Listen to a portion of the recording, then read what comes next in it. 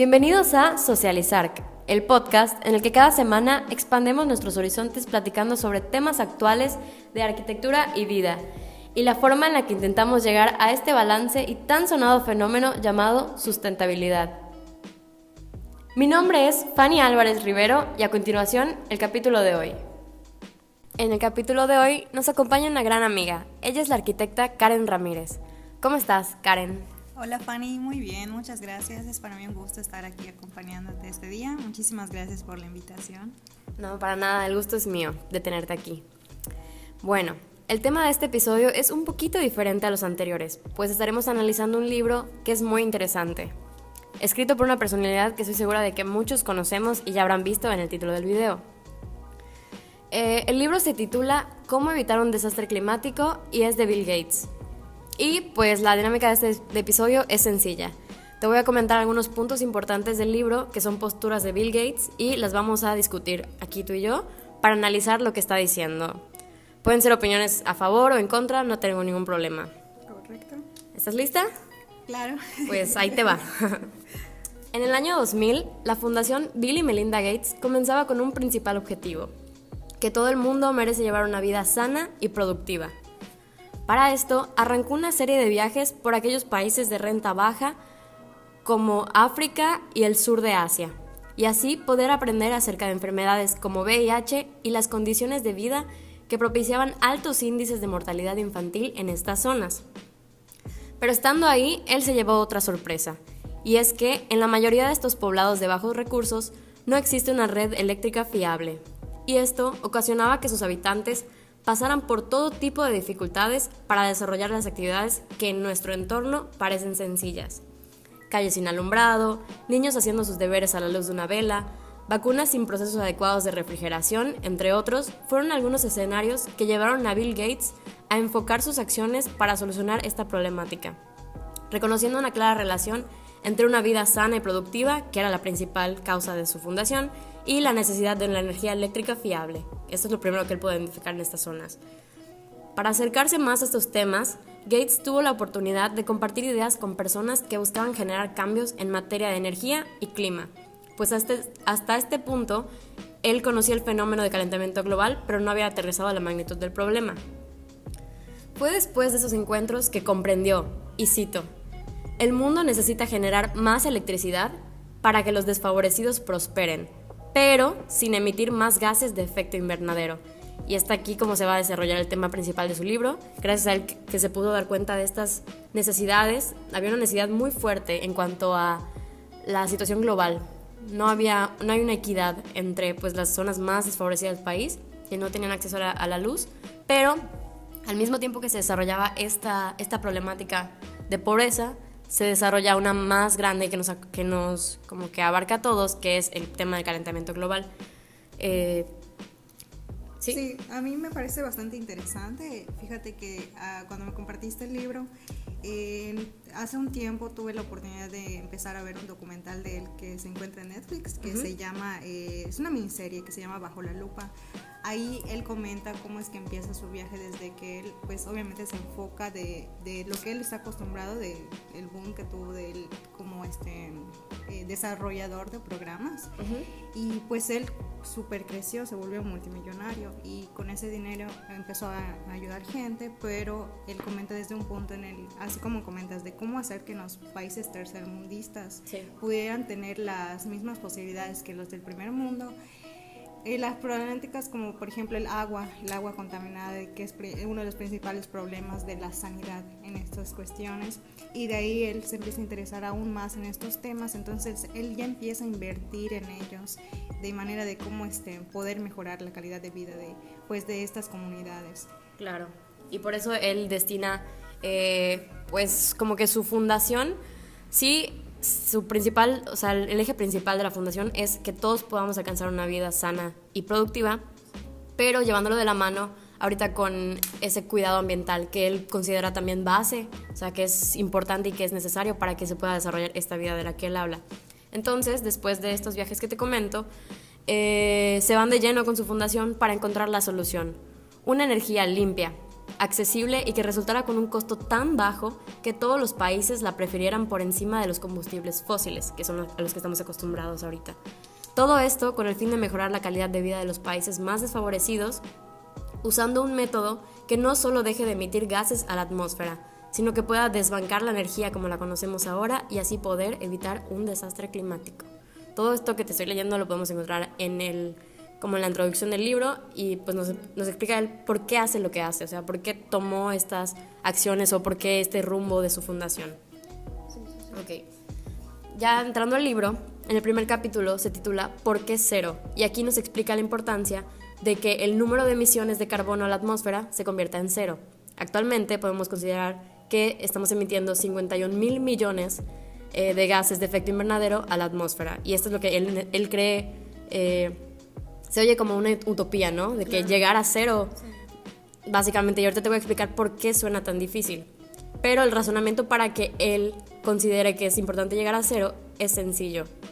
Ninguna hipótesis prevé que continuemos añadiendo carbono a la atmósfera sin que el mundo siga calentándose. Y mientras esto suceda, será aún más difícil sobrevivir. Él básicamente dice, no solo es reducir nuestras emisiones, sino que tenemos que llegar al cero. ¿Por qué? Porque él usa una analogía que me pareció bastante interesante, que es una bañera, ¿no? Una bañera que se va llenando con un chorrito de agua, lo más delgadito que se pueda de la llave.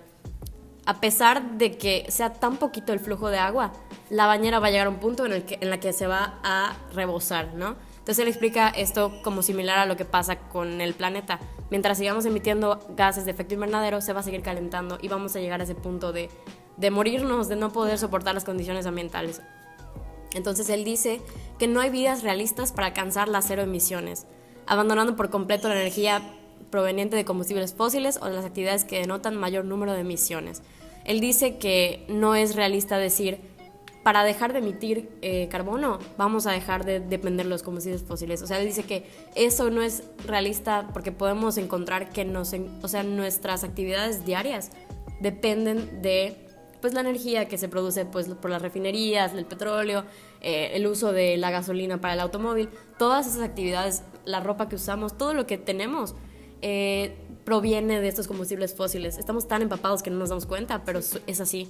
Entonces dice él que no hay vías realistas diciendo que simplemente dejemos de depender porque no se puede. Sí, como que es algo paulatino, ¿no? Y que tendríamos que estar todos como que en conjunto, claro, para poder lograrlo. Entonces dice él, sí hay que dejar de depender de ellos, pero implementando ciertas estrategias a partir de otras cosas que te voy a platicar ahorita que nos van a ayudar para revertir eso, ¿no? Dice que no es solamente dejar de emitir, a este punto en el que nos encontramos, no solamente debemos dejar de emitir gases de efecto invernadero, sino que es importante y necesario controlar el aumento de la temperatura absorbiéndolo del aire los gases que ya hemos emitido, pues generaciones y generaciones que nos hemos dedicado a esto, ¿no? Y aquí se retoma la analogía de la bañera. Cuando la bañera se rebosa, no es solamente necesario cerrar el chorro porque el agua sigue llena la bañera, sino que es necesario quitar el destape, o sea, el desagüe, para que el agua se pueda ir y pues recuperar la temperatura ambiental que nos permita vivir bien. La razón por la que Gates considera urgente llegar a las cero emisiones tiene que ver con detener un probable desastre climático que se aproxima. Es muy difícil tener una cuestión aproximada de años o una cuestión muy certera de años en los que vaya a suceder esto, pero él dice que con los fenómenos que ya estamos presenciando ahorita nos podemos... El inicio, ¿no? Una pauta de lo que podemos presenciar. Claro, nos estamos dando una idea y ahorita nos acaba de pasar, bueno, más que nada al norte del país, sí, las heladas, esas cosas que no se habían visto en mucho tiempo, las condiciones climáticas extremas, las inundaciones, las sequías, los incendios forestales. Todo esto es una probadita nada más de lo que puede pasar si no empezamos a tomar acción ahorita de todo esto, ¿no? Por ejemplo, recuerdo al haber leído esto, lo que se dice cada año, que hasta cierto punto se supone que tenemos recursos para todo ese año, y desde hace unos años atrás nos dicen desde a inicios de cada año, esta fecha, por ejemplo, inicios de febrero, ya nos estamos agotando los recursos que teníamos suficientes para este año, y siento que es algo bastante preocupante, alarmante más que nada, y que no le estamos haciendo caso a estas situaciones. Sí. Bueno, algo que a mí como que me impactó mucho cuando leí esta parte es la cantidad de pérdidas humanas que ocasiona el calentamiento global y que no estamos conscientes. Claro. Él dice que, y algo te digo porque me marcó, porque realiza la comparación con las cifras de COVID-19, con algo que estamos muy frescos ahorita, ¿no? Sí. Que si seguimos así, en un futuro próximo, el cambio climático causará perjuicios tan grandes como una pandemia de magnitud similar a la que vivimos ahorita, pero cada 10 años. Es como vivir las pérdidas tanto de ecosistemas como de vidas y todo esto cada 10 años por causa del calentamiento global si no tomamos acción ahora, ¿no? Más adelante en el libro explica que básicamente todos los productos que consumimos y utilizamos de uso cotidiano llevan procesos que emiten gases de efecto invernadero. Nuestros cepillos de dientes, ropa, la forma en la que construimos, alimentos, entre otras cosas. Y se debe a que durante años la humanidad ha dedicado muchos recursos y dinero y esfuerzo a que el petróleo o los combustibles fósiles sean baratos. Sí. Esa es la única razón. 1 litro de petróleo en Estados Unidos es más barato que 1 litro de refresco.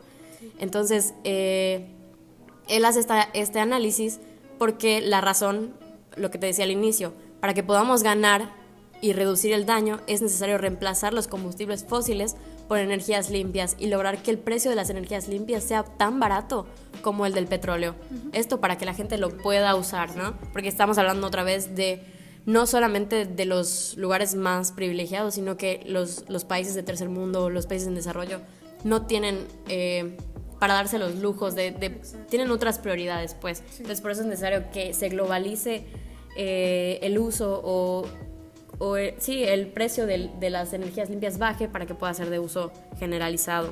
Sí, y creo que ese es un tema que toca bastante en el libro, que por ejemplo de las energías fósiles, que sí dice que por lo tan económico que es, y ese es un punto muy importante, sí. Pues todos los gobiernos apuntan más a eso, porque pues sí, obviamente les resulta más y no se van enfocados ya más en las energías limpias, que si ya nos metiéramos ya en temas de política, a la larga pues sería lo mejor para todos, pero sale pues sí, a diferencia de si hablamos de costos y demás, pues sí sale muy caro invertir en estas energías. Sí, y es lo que te voy a platicar ahorita, por ejemplo.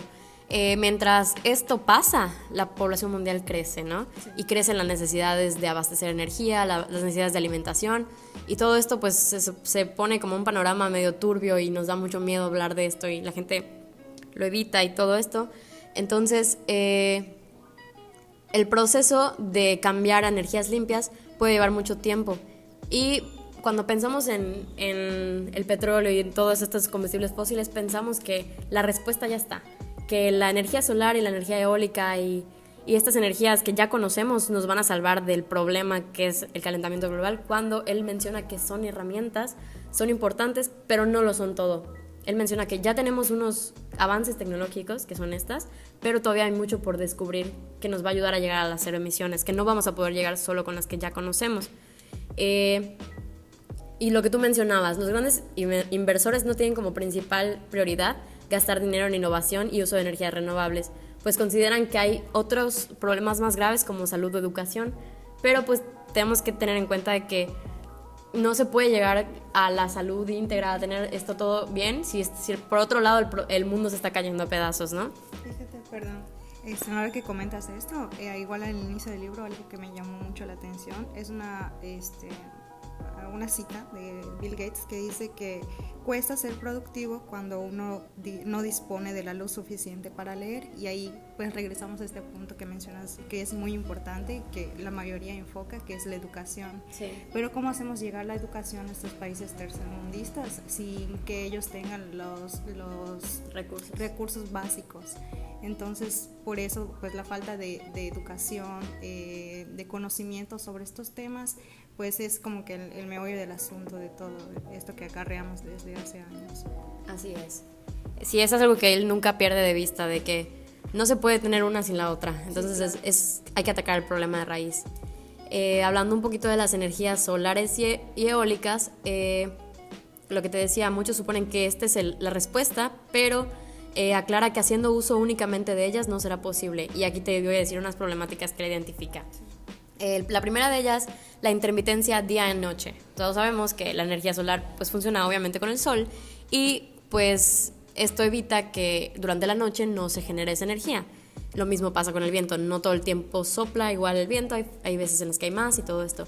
Entonces esta energía no es constante todo el tiempo, contrario a nuestras necesidades de electricidad que nunca se detienen, ¿no? Sí. Porque, por ejemplo, vamos a ver que en la noche es cuando más necesitamos energía porque necesitamos alumbrar, ventilar y todo esto. Entonces, hay una como solución a esto que son el uso de baterías para almacenar energía durante el día, por ejemplo, del sol, almacenar energía y utilizarla en la noche. Pero todo esto encarece el servicio de la energía, lo que nos aleja un poco de llegar a que sea globalizado, ¿no? Claro.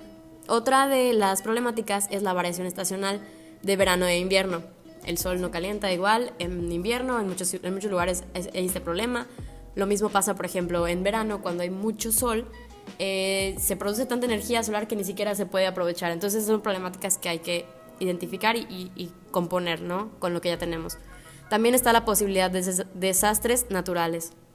Obviamente, había un ejemplo, por ejemplo, en Japón, que si se avecina una tormenta o un huracán es necesario apagar las turbinas eólicas para que no se vayan a echar a perder, pero el problema está en que mientras obviamente están apagadas, ¿qué pasa con la comunidad que depende de ellas para generar electricidad? Entonces aquí vuelven a entrar las baterías, pero pues encarece el servicio. Y por último está la ubicación geográfica, que es imposible recolectar energía solar de los lugares más favorables, almacenarla y trasladarla a una central para su conversión. Siempre se tienen que convertir en el sitio en el que se recolectan. Entonces esto pues se pone un poco más difícil para que llegue a los lugares donde no es tan fuerte el flujo del sol. Esto no significa que las energías renovables no fueran a contribuir con llegar al cero, pero es necesario implementarlas con otras que debemos descubrir. Combinar en diferentes Exacto. sistemas. Y empezar a movernos ya, ¿no? Sí. Algo que aquí me llamó la atención mientras lo leía es la postura de nuestro presidente, López Obrador, cuyas acciones el año pasado se promulgaron a favor de la energía proveniente de las hidroeléctricas de la Comisión Federal de Electricidad y llevaron a frenar muchos proyectos de energías renovables que se estaban desarrollando en el país. Entonces vemos cómo las trabas, ¿no? Ajá, claro, la política, y él habla mucho de lo importante que es que un gobierno esté a favor de todo esto para que se puedan desarrollar en el mismo país este tipo de innovaciones y de investigaciones que no se da mucho. Y una de esas problemáticas es, por ejemplo, aquí en México tenemos sexenios. Uh-huh. ¿Y qué pasa? Que puede entrar un presidente que esté a favor y que lo apoye y todo, pero normalmente este tipo de investigaciones llevan muchos años en desarrollarse y llegar a sus etapas de pruebas, de expansión y todo esto.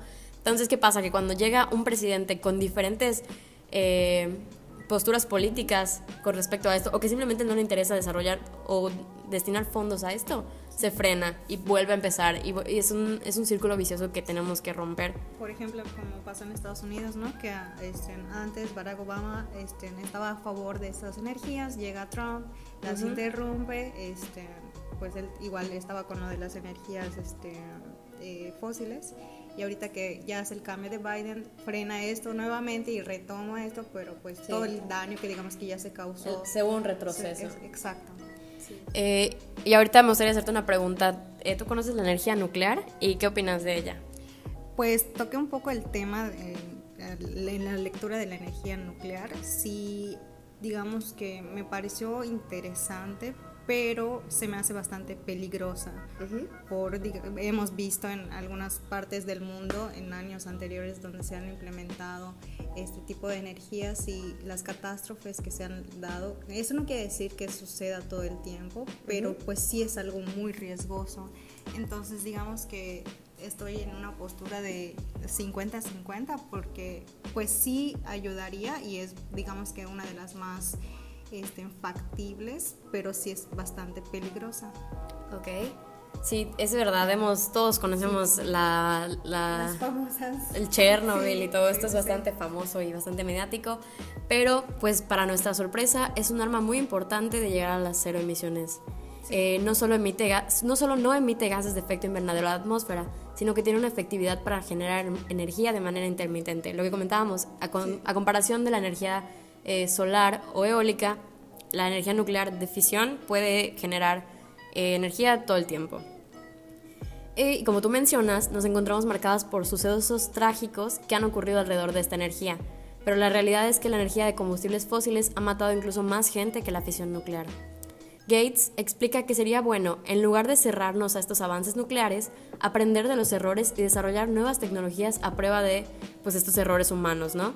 Tal como se encuentra haciéndolo en su proyecto. Tiene un proyecto que se llama TerraPower que él está financiando, y pues él dice, ¿no? Lo que ocurrió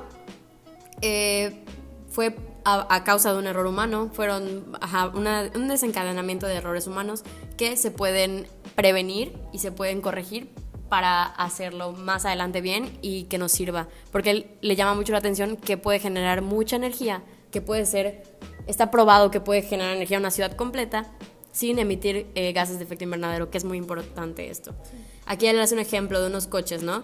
Los coches matan más gente que la energía nuclear todo el tiempo, pero nunca vamos a ver diciendo vamos a dejar de usar coches porque matan a la gente, sino que el ser humano desarrolló tecnologías para evitar que la gente muera a causa de los coches, por ejemplo, el cinturón de seguridad, las bolsas de aire, protección para peatones, que sí, todo esto él lo resalta para que no cerremos por completo por miedo a estas nuevas tecnologías que nos pueden ayudar. Él dice que se puede ayudar de la física, la química y todas esas ingenierías para que el humano tenga lo menos que ver en los procesos nucleares para evitar ese tipo de errores y que todo sea básicamente controlado por las leyes de la física. Eso es lo que él habla, ¿no? Y hasta ahora hemos hablado del consumo de energía y de cómo impacta al calentamiento global, y podríamos pensar que es el principal responsable de emisiones, pero en realidad existe otra actividad humana que resulta más perjudicial cuando de esto se trata, y es fabricar, la fabricación de cosas, ¿no? La fabricación de 3 principales materiales se encuentra emitiendo 1/3 de los gases de efecto invernadero en la actualidad. Esos materiales son hormigón, acero y plástico. No es de espantarse darnos cuenta de la dependencia que tenemos de estos materiales en nuestra vida diaria, en especial en la industria en la que pues, nos encontramos más involucradas, que es en la de construcción. El problema es que para poder fabricar estos elementos es necesario llevar a cabo procesos que liberan muchísimo dióxido de carbono. En el libro, que es bastante interesante, él te explica cómo se genera, por ejemplo, el cemento para el hormigón o el acero, qué se necesita para que puedas fabricar acero. Y básicamente en estos dos, en el hormigón y el acero, es una combinación de moléculas y química y todo para que pueda resultar el producto final. El problema es que durante este proceso se libera dióxido de carbono. Imagínate a grandes cantidades. Ahorita vamos a hablar un poquito de las cifras, es bastante alarmante. Esto sucede en el caso del hormigón y el acero. Con el caso del plástico es un poco diferente. Te voy a decir un poquito de las cifras, ¿no? Por cada tonelada de acero que se fabrica, se emiten 1.8 toneladas de dióxido de carbono. Incluso supera la cantidad del acero, el dióxido de carbono. Entonces ahí tenemos un problema muy grande. Por cada tonelada de cemento se libera 1 tonelada de dióxido de carbono. Y en el caso de los plásticos sucede algo diferente. Para poder fabricar un plástico es necesario utilizar petróleo, carbón o gas que pasan por un proceso de refinación. Esto produce que cerca de la mitad del dióxido se quede en el producto final fabricado. A comparación de los otros, aquí no se libera dióxido de carbono, pero sí se queda en el plástico, que es el final que se queda como producto final. Esto supone un gran problema para el medio ambiente porque lo sabemos. Hemos visto contaminación del mar, las playas, cómo están los ríos, todo está muy contaminado por los desechos plásticos. Pero a pesar de que genera muchas problemáticas en cuestión de ecosistemas y de vida marina y todo esto, para el calentamiento global no es tan dañino, y te voy a explicar por qué.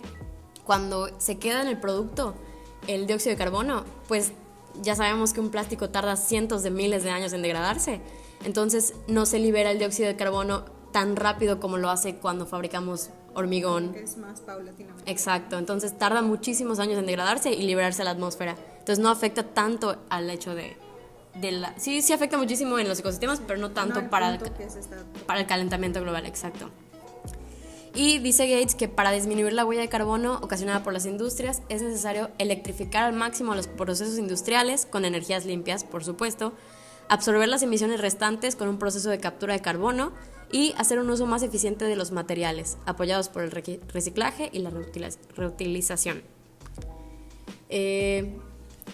Eso ya hablamos de electricidad y ya hablamos de la fabricación.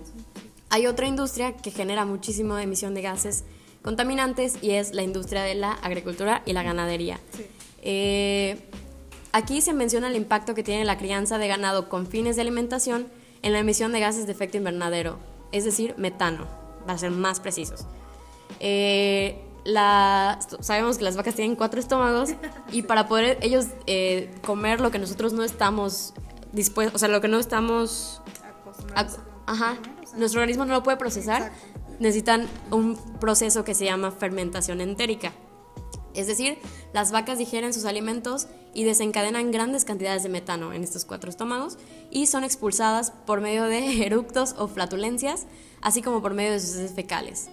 Esto resulta en un problema grave, pues el metano que liberan cada año tiene el mismo efecto que 2.000 millones de toneladas de dióxido de carbono, representando cerca del 4% de las emisiones globales. Entonces, esto es un tema que yo ya había visto antes. Siempre, más que yo por el amor a los animales me he involucrado un poquito en estos temas. Sí. Y pues ya he visto que, por ejemplo, en esos lugares donde se dedican puramente a la producción de carne a un costo bajo, las condiciones en las que tienen a los animales son precarias, exacto, y súmale que tienen pequeñas cantidades de tierra para muchas vacas, y esto hace que pues en un pequeño pedazo de tierra se generen muchas cantidades de dióxido de carbono que salen por medio de eructos, flatulencias o heces. Las soluciones a esto abarcan desde vacunas a las reses para disminuir sus emisiones de metano, hasta carne hecha a base de plantas o realizadas en laboratorio para reducir el número de vacas para alimentar a la población. Estas soluciones que te menciono ya se están implementando, pero otra vez resulta muy caro. O sea, leí que había una vacuna que es para evitar que la vaca produzca tanto metano, pero esta vacuna se la tiene que administrar todos los días. Y imagínate, a 1,000, 2,000, 3,000 vacas es muy difícil mantener este control de vacunación y hacer que la gente, más que nada, invierta, ¿no? Exacto, pues supone una inversión de esfuerzo y de tiempo y de dinero para lograr esto que muchas veces la gente que se dedica a esto no está dispuesta a tomar, ¿no? Otro problema relacionado con nuestra alimentación es la descomposición de comida.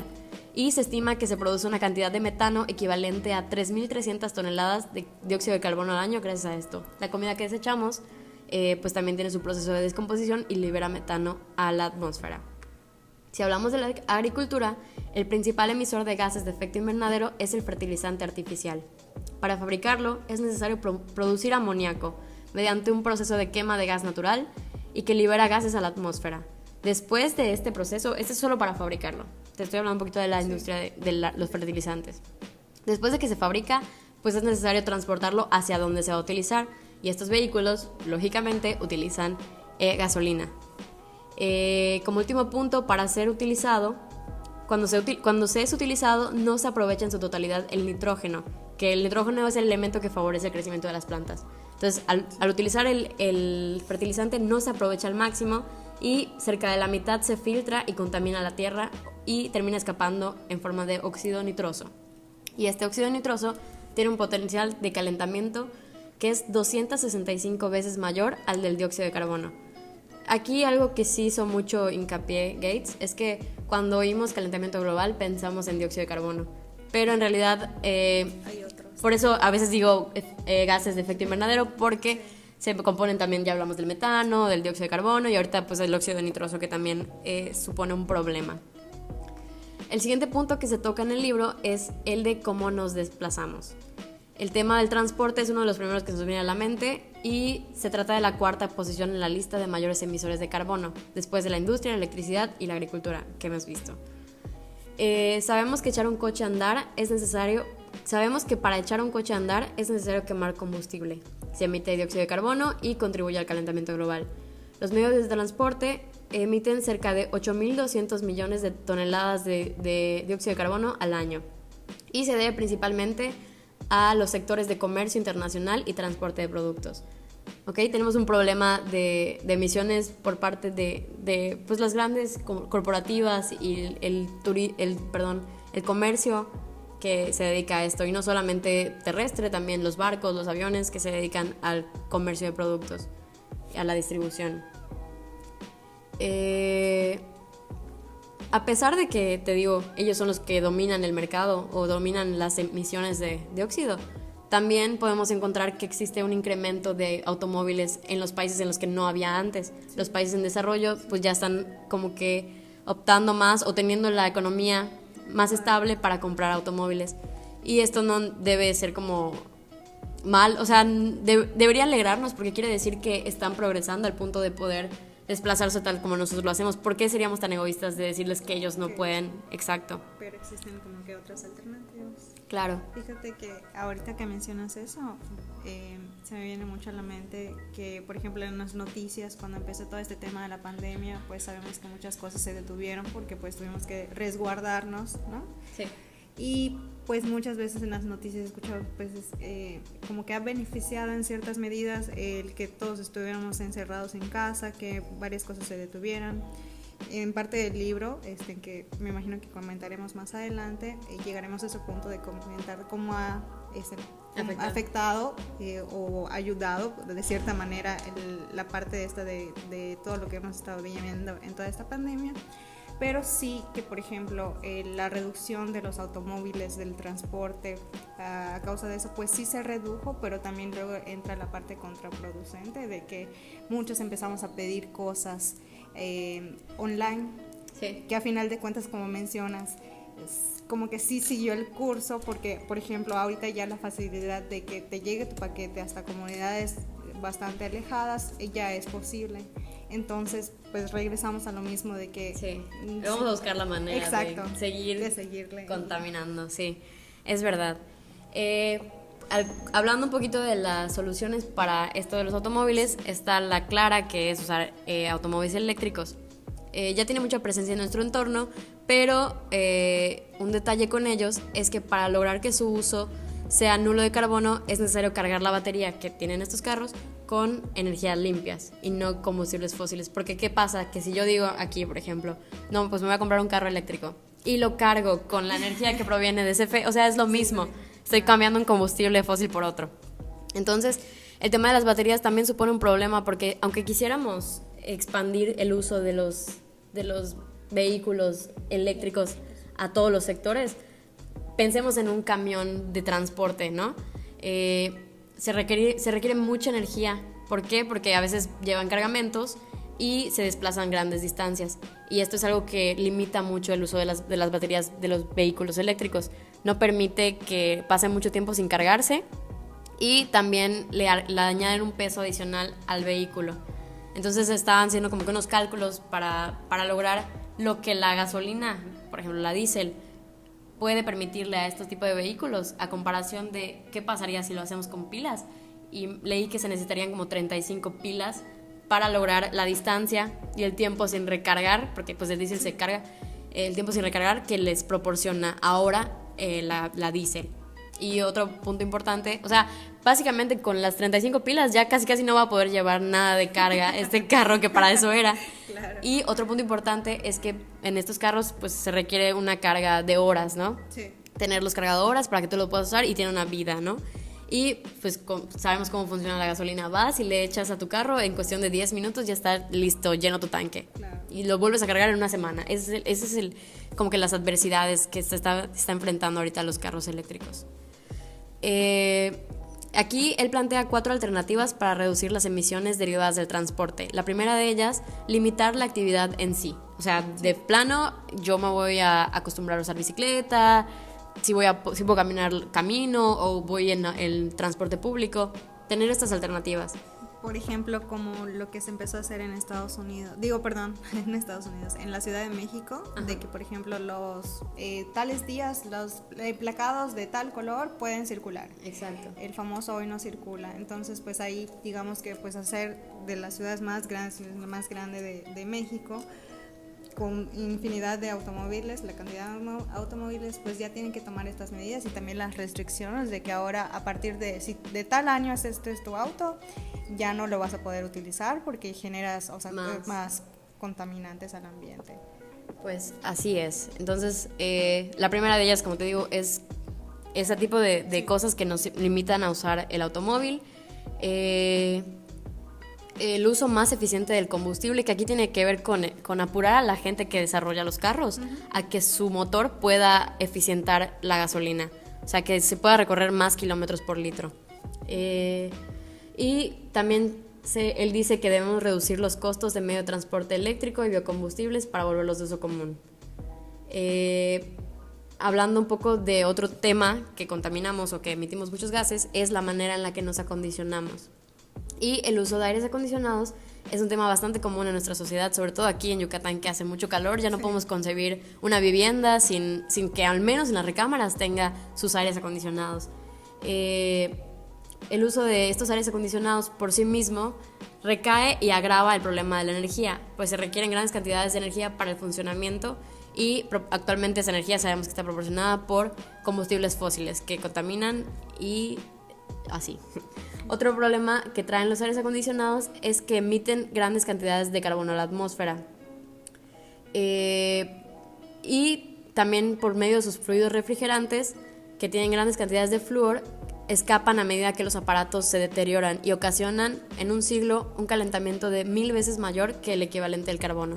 Entonces tenemos este líquido refrigerante que es esencial para que funcione el aire y se va escapando conforme se deteriora el aparato, liberando gases de efecto invernadero. Para poder solucionar esto, de nuevo es necesario electrificar al máximo los procesos o de energías limpias, con energías limpias, actualizar normativas para impulsar el uso de nuevos sistemas de refrigeración y, por supuesto, utilizar la energía de manera más eficiente, es decir, ser conscientes de lo que consumimos. Aquí, bueno, en nuestro tema nos echa mucho la mano lo que hemos platicado antes en otros episodios del podcast, que es el uso de la arquitectura bioclimática a favor, ¿no? De todas estas condiciones que nos da el sitio para que podamos depender lo menos posible de estos sistemas de acondicionamiento artificial. Y bueno, pues estas fueron las 4 grandes esferas de emisión de gases a la atmósfera, y más adelante en el libro nos habla de las consecuencias reales del cambio climático. Desafortunadamente, las poblaciones de países menos desarrollados son las que la tienen más difícil en cuanto llegue a ocurrir una crisis climática. Irónicamente, también son los que menos son responsables de estas emisiones, ¿no? Si llega a ocurrir algo, son los que van a salir más golpeados, pero son los que menos aportaron a todo el problema. Algunas de las consecuencias que podemos ver ya incluso en nuestros días son las sequías e inundaciones, y que afectan de gran manera a pequeños agricultores, disminuyendo las temporadas de cultivo y todo esto encareciendo los alimentos, efecto que sigue golpeando a aquellos con menor poder adquisitivo. Aquí sí leí algo que me impactó y que es como una cadenita, ¿no? ¿Qué pasa? Que un pequeño productor de alimentos en África tiene su tierrita, su cosecha, y si de repente las condiciones cambian, el clima se pone más agresivo y todo esto, va a dejar de producir. Y esto pues le afecta directamente a su economía. Eso es un punto. Otro punto es que, por ejemplo, en los grandes productores en Estados Unidos, en Asia, en China, por ejemplo, que produce mucho maíz y trigo, ¿qué pasa? Que si ellos de repente sufren también estas consecuencias, el poder adquirir o el poder cosechar les va a llevar a ellos más esfuerzo y por consiguiente se va a encarecer el producto. Y este encarecimiento del producto puede ser que a los más privilegiados no les afecte, pero ¿qué pasa con estas regiones que dependen y que tienen como que muy justo sus recursos para comprar comida? Pues se van a ver afectados y van a dejar de comer. O sea, es una cadenita que afecta todo el tiempo. Siguen siendo ellos los los más fregados. Esto lleva a un deterioro de salud de la gente en países de desarrollo, debido al incremento de desnutrición y mortalidad. O sea, con todo esto, pues los niños se desnutren y los niños ya no tienen estas defensas para hacer frente a enfermedades como la malaria, la tuberculosis, todas esas que le pueden afectar, el VIH, todo esto. Entonces aumenta otra vez la mortalidad infantil, obviamente no van a poder ir a la escuela, entonces son efectos de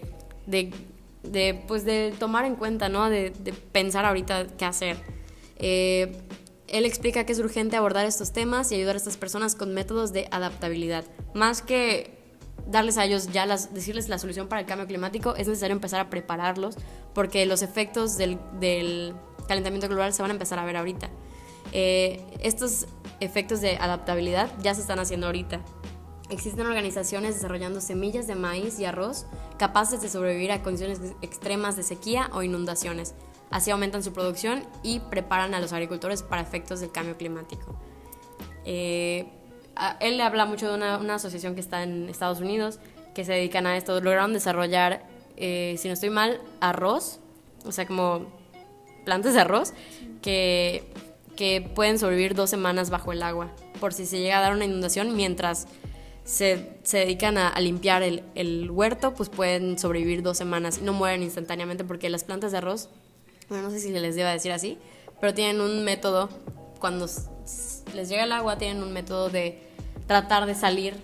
O sea, la plantita se... Como el frijolito que hacemos en el kinder o en la primaria, de el ejercicio de pones tu frijolito en tu algodón mojado y ya, algo así, ¿no? Ajá. Ajá, el arroz, por ejemplo, trata de salir del agua y gasta mucha energía en este proceso que, pues, si está inundada es imposible que lo logre y esto hace que mueran. Sí. Entonces, para la adaptación, Gates habla de 4 principales senderos. El primero de ellos, las ciudades deben cambiar su forma de crecimiento. Esto implica la labor de muchos arquitectos y urbanistas que necesitan los últimos datos sobre riesgos climáticos y predicciones del impacto del calentamiento global para así poder tomar mejores decisiones en el trazado de las ciudades. Esto es, pues, básico, ¿no? Yo creo que eso es como que igual una punta de partida para los temas de las ciudades, que muchas veces, pues, nosotros como que hemos sido estudiantes, somos estudiantes de arquitectura, que nos dan las clases de planeación e urbanismo, sí realmente tomarlo muy en serio, porque ahorita, por ejemplo, vemos como en ciudades en Mérida, que Mérida ahorita está tratando de tomar el control del crecimiento desmedido que ha tenido y ahorita controlarlo por la magnitud de, digamos que a comparación de otras ciudades de la República, pues no es tan grande, pero a nivel de población que ya tenemos, ya hacer todo ese cambio es súper complicado, complejo. El modificar las costumbres más que nada de las personas es un trabajo muy grande. Entonces sí es un punto de partida tomar en cuenta esto de la planeación de la ciudad, porque pues sí influye muchísimo en cómo vamos a nosotros a distribuir adecuadamente todas las actividades que se realizan en ella. Sí, él dice que debemos tener como que este tipo de energía, de innovación a nuestro favor, porque él habla de que podríamos desarrollar modelos informáticos. Él está muy metido en la informática y dice que podemos pronosticar con los efectos del cambio climático qué partes de la ciudad, por ejemplo, obviamente las costas, son más propensas a inundarse. Entonces, para que, como tú dices, poder ubicar bien y hacer un trazado de la ciudad eficiente y que pueda sobrevivir más adelante que venga la crisis climática. Otro de los puntos es que debemos reforzar nuestras barreras naturales. Es necesario impulsar la restauración de ecosistemas para tener una barrera natural contra el cambio climático. Y aquí tenemos de ejemplo lo de los manglares, ¿no? Los manglares, pues, son un ecosistema que atenúa las marejadas ciclónicas y, pues, hace que en una comunidad o en una ciudad se eviten muchos problemas de este tipo de ciclones y todo esto, ¿no? También, otro punto que él habla es que hay que procurar la disponibilidad de agua potable. Ya hablamos mucho de estas personas que tienen poco acceso a estos recursos. Es necesario procurar que este recurso esté disponible para afrontar cualquier problema que se pueda dar, ¿no? Y por último, habla de desbloquear nuevas inversiones para financiar los proyectos.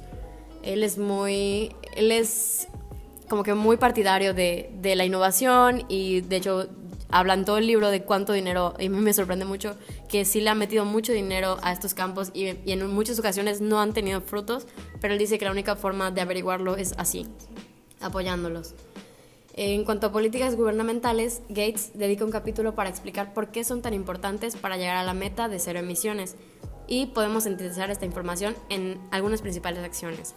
La primera de ellas es regularizar e invertir a la innovación, lo que te decía, ¿no? Que el gobierno se interese más, que dedique un poco más de recursos a la innovación y a la investigación de energías limpias, no quedarnos solo con lo que ya conocemos, sino que poder desarrollar y financiar estos nuevas formas de generar electricidad que nos van a ayudar a final de cuentas. Otra cosa que él dice, es necesario imponer un impuesto sobre el carbono. Y esto me llamó mucho la atención porque él dice, ¿no? El carbono ahorita, como está presente en todos lados, ¿no? En todas las actividades emiten carbono. y nos están causando un daño real, un costo real, pero este costo no lo están pagando. O sea, si yo me dedico a, no sé, soy taxista, ¿no?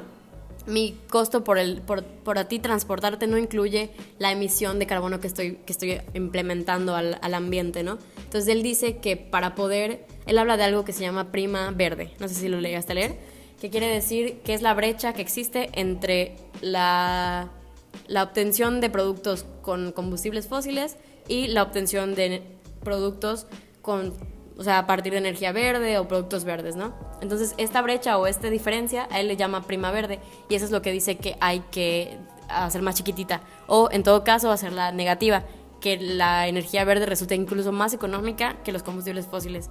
Como que de cierta manera obligar, ¿no? O sea, como nos sucede de pagar impuestos que ahora pagamos por X o Y cosas, que se incluya, y ya para que poco a poco pues ir acostumbrando a la gente a que es una realidad, ¿no? De ir invirtiendo en este tipo de energías. Claro, y por ejemplo esto del carbono, si tú a un producto le pones impuestos por el carbono que genera, pues ya vas a aumentar su precio, claro, y vas a hacer que la brecha entre este precio que es de carbono y el de las energías verdes se reduzca, sí, haciendo que la gente pueda optar un poco más por las energías verdes.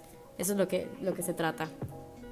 Otra de los puntos que él habla es normas de construcción actualizadas en materiales verdes, porque habla de esto del hormigón, ¿no? Sí. De cómo hay gente y hay muchas organizaciones desarrollando cemento y hormigón y todo esto a base de procesos naturales. Pero dice que la legislación aquí es un proceso que te frena en ese momento. ¿Por qué? Porque en las normas de construcción establecen precisamente cómo debe ser el concreto que tú uses, y habla hasta de la composición química, entonces con cierta resistencia, con cierta química, todo esto, entonces eso no deja espacio a que puedan entrar otros agentes diferentes a la construcción, ¿no? Porque no te lo permiten básicamente. Sí.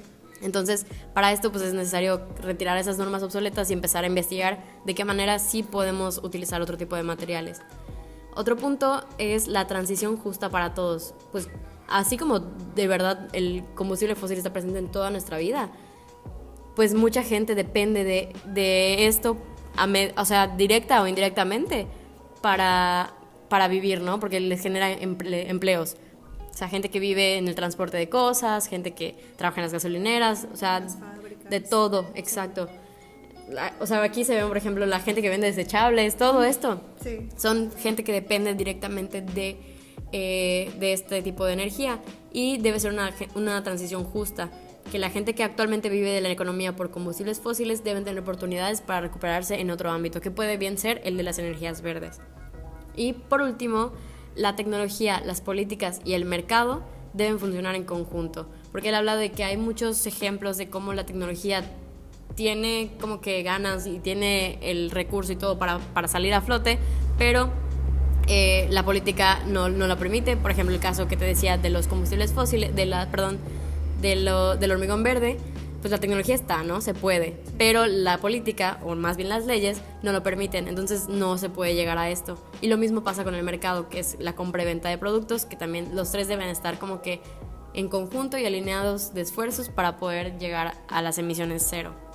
Sucede un poco, por ejemplo, como lo de la ONU o la OMS, que implementan esta parte de no obligar, porque creo que eso hasta cierto punto sería necesario, pero le da apertura a los países de si unirse o no a los protocolos, a las ciertas medidas. O sea, los países pueden decidir o no, cuando yo creo que debería ser necesario hasta cierto punto obligarlos. Sí. Por ejemplo, porque aquí, por ejemplo, en México, el presidente es el que decide si nosotros, o sea, por nosotros, por el país, sin tomar en cuenta la opinión de los demás. Y es ahí cuando pues, sucede lo mismo que hemos estado platicando al transcurso de esa conversación, de que al final de cuentas dependemos mucho de lo que estos decidan para poder tener un avance en estos temas. Así es. Esto, de verdad, eso de la política es muy importante, y él lo recalca bastante, porque él dice que el camino para llegar al cambio se basa en dos principales conceptos, y es de ampliar la oferta de innovaciones y con esto acelerar su demanda. Estos son conceptos de contabilidad, ¿no? Oferta y demanda.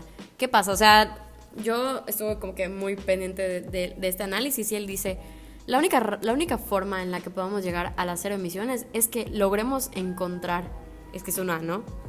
Encontrar o descubrir la energía que resulte barata, cero emisiones y fácil de conseguir. Ese es uno. Y esta misma energía poderla expandir y que la usen en todos los rincones del mundo. De esta forma desplazaremos los combustibles fósiles para utilizar la energía verde.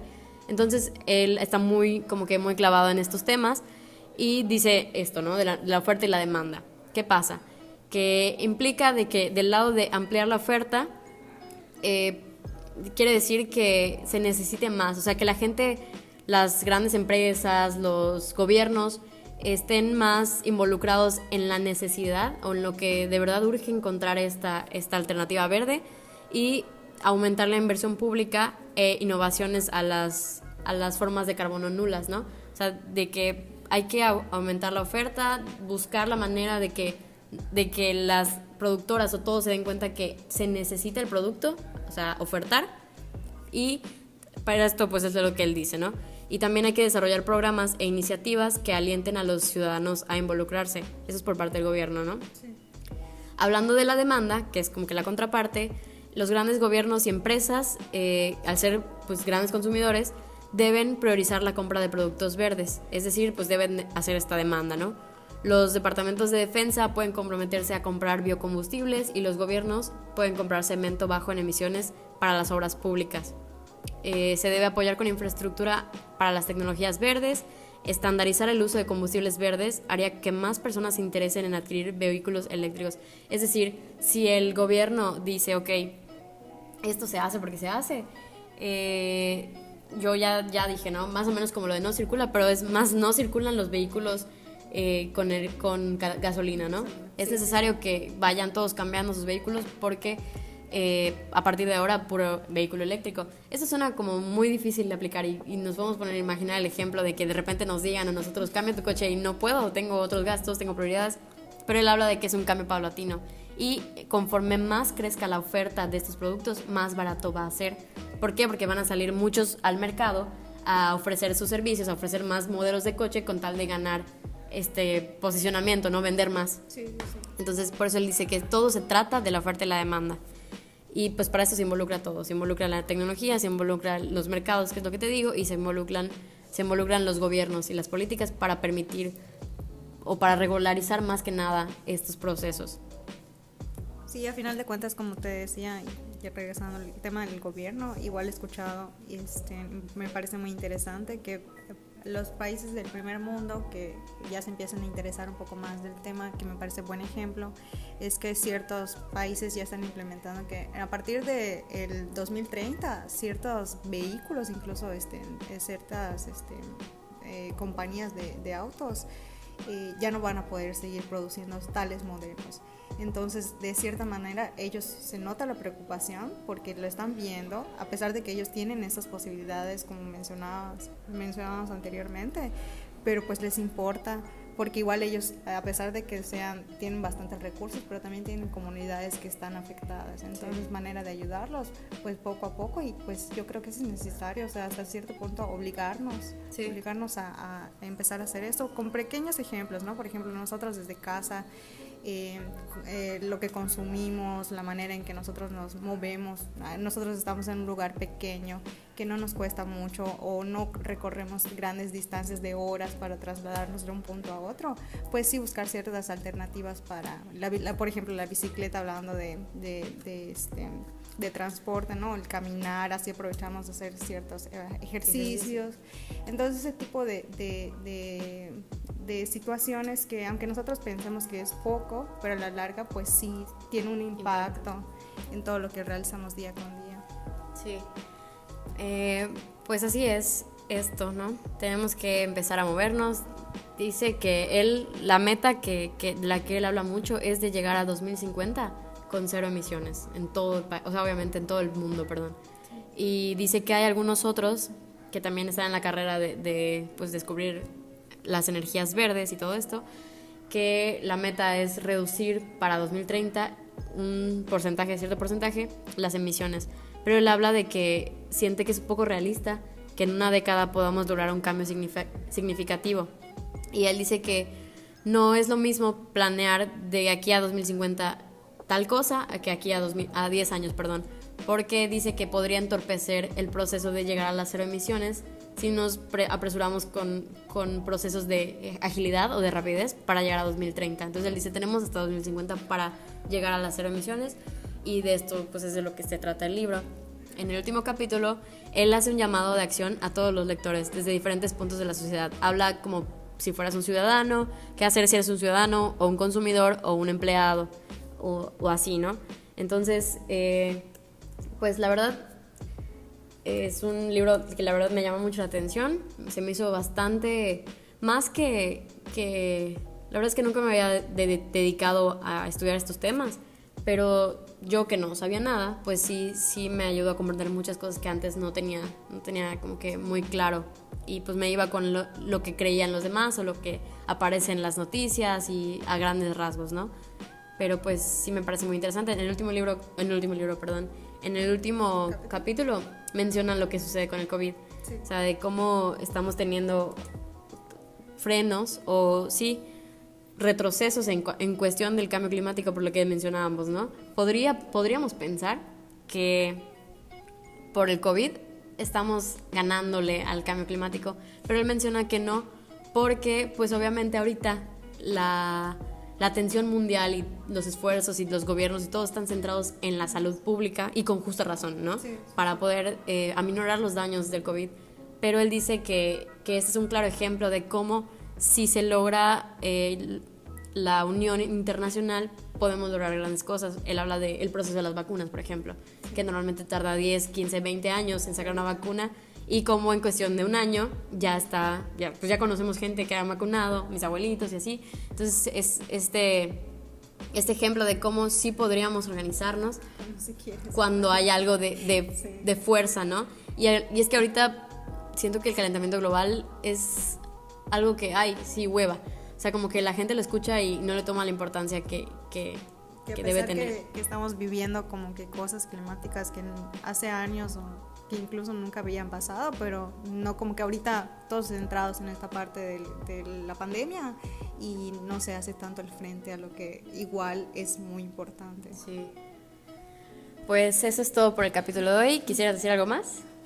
Pues fuera de eso, me pareció muy interesante que como este personaje que es Bill Gates, siendo, como ya mencionamos, un referente en varias cuestiones de la tecnología, se ha enfocado en ayudar a estas investigaciones, a invertir su propio dinero en esto, porque pues yo creo que es un ejemplo, por ejemplo, para jóvenes. Él más que nada le da la oportunidad a los jóvenes de poder desarrollar esos proyectos. Él invierte en estos jóvenes, en que en estas ideas puedan desarrollarse, y creo que es muy importante que tomemos en consideración cómo nosotros, regresando un poco hablando de qué hacer como el arquitecto, sí enfocarnos en qué soluciones podemos dar en un corto, mediano o largo plazo, porque quizás actualmente no tengamos una problemática sobre ello, pero así como están sucediendo las cosas, incluso, por ejemplo, lo que surgió con la pandemia de crear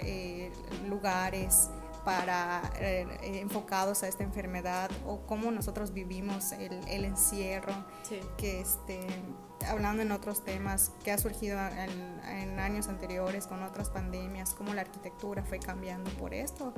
Igual, pues por el cambio climatológico podríamos tener que obligarnos nosotros a hacer estos cambios en nuestra arquitectura, y más que nada pues prever, o si es posible nosotros evitar que esto suceda. Así es.